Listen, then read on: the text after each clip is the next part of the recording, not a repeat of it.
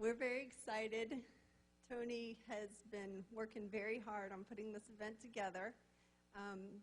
As some of you all may know, he's written a book, and we're going to find out a little bit more about that book tonight. It's been kind of secret, but he has some real exciting news for us and some great things to teach.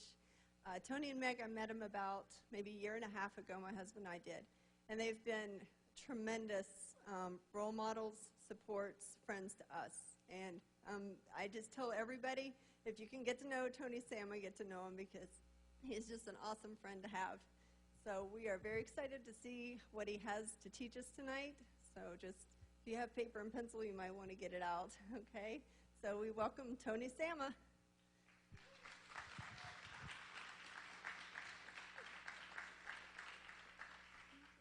Thank you, Mimi.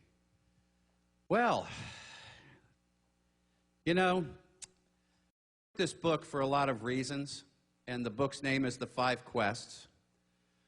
But a lot of you don't know me, so I'd like to start right from the beginning, because it's in the book. You know, I was born in 1955, I just gave you my age, in a little town called Perth Amboy, New Jersey. It's about 30 miles out of New York City. But it was freedom. I experienced freedom at a very young age. And to have that gift given to me, because that's kind of the way life was back here in Florida at the time. If it's your health and it's your choice. You have a choice in this. It's you. That's what the book is based on. Next, there's a dear friend of mine that has constantly asked me this question. He's in this room tonight.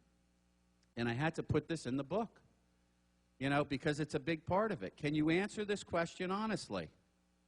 Is what you're doing today going to get you where you want to be tomorrow? It's a big question. Answer it honestly. You don't have to tell me. You don't have to tell anybody that you really don't want to tell, but it's your answer. And if you say, yes, I'm where I want to be, maybe you're right. Maybe, just maybe. Notice I said maybe, because you haven't listened or learned about the 5 quests yet.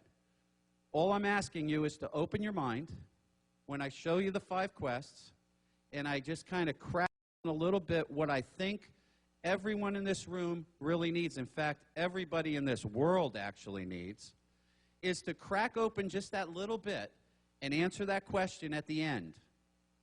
Is what I'm doing today going to get me where I want to be tomorrow? And how am I going to get there? There's an evolution that goes on, by the way. You know, for example, in the book I explain it as a pack of ants. A pack of ants just kind of follows the other ant right behind the other ant, and they just follow each other around. They go ahead and basically they're programmed. There's kind of something in the universe that God created that said, ants, you are going to do things a certain way. But, on the other hand, we're going to allow some of the ants not to do what all the other ants are doing. So, if the lead ant goes ahead and he's going along, and all of a sudden he walks into a fire, what do the other ants do? Most of them follow him right into the fire, right? It's like people today with the mortgage business, for example. Everybody just kind of walked right in and followed all the other ants. They were led by all the lead ants. But some people didn't do that. Why? They were different. Their thought process was different. What I'm saying is those ants now are going to survive. Those ants are going to teach. They're going to have this, if you believe in Darwin's theory of evolution, or whether you do or don't, that's okay. But those ants now have evolved. They are different. They have a different makeup. And they are now producing stronger ants that are more intelligent. If you have a job, which most people do, you have to trade time for money, don't you? Next, self-employed. You own a job. What are you doing? Again, you're trading time for money. Now, as an accountant, I understand this. You know, I work every day. I go ahead, and in order to produce enough income during the year, I have to trade a lot of time. Accountants, attorneys, doctors, unless they find a different way to do things, are backing themselves in a corner where they can only earn so much money per year. There is a ceiling to it because you're trading time for money. The next is the quadrant. On the right side is a business owner. This is where you own a system. You own a system, and people will help you earn money. It's the system that makes you money, not your trading time for dollars.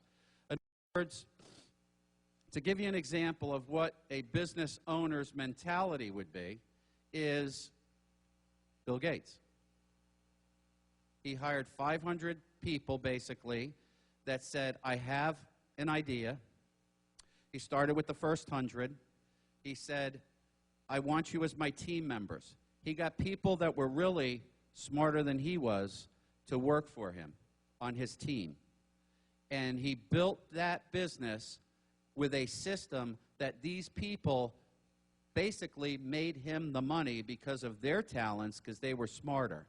Michael Dell, Steve Jobs, Apple Computers. I could go on and on. These are people, you either the business owns you or you own the business. Next is an investor. An investor basically owns investments, and what does he do? He takes money and he makes money by trading money for money, investing. So the mentality of these four employees are simple. Employees basically say, how much do I earn and what are my entitlements? Entitlements are benefits and so on and so forth. A self-employed individual just kind of turns around and says, I don't need anybody, I can do it all myself. Those mentalities, by the way, go ahead and hit it. They share only 5% of the wealth of the world. The business owner's mentality is very simple. I mean, it's crazy. Have you ever sat down to calculate a credit card on how much when you pay that credit card, unless you have very low interest or zero interest, but they'll get you eventually, don't worry. It's all geared to basically for you to slip up, and we're human, and guess what we do? We slip up. They're going to get you. Credit cards, 80% normally are going to interest. And then I love the people that say, hey, I have a 6% mortgage. Really? Let me ask you a question. When you make your payment, you're paying that mortgage today on a $200,000 loan, your payment is $1,199. How much of that payment goes to your principal and how much to your interest? I know the number. $199 goes to principal, the other $1,000 goes to interest, and $1 a month comes off the other way. Okay? Now, tell me again, this year, how much interest are you paying? Because you're going to refinance anyway in 4 years. Well, why am I going to do that? Because the banks tell you to do it. Why do you think the banks tell you to do it? Because they start you all over again, right? Every 4 years, oh, get a lower interest rate. Oh, I have 6%. No, you don't. You got 90%. Right? Think about it. It's stupid. It's crazy. It just doesn't make any sense. I mean, there's a way that we show you, in the book, and you're going to see this, of how you can pay your mortgage off in 12 years or less by a simple thing. Don't refinance. Through a process called snowballing, okay?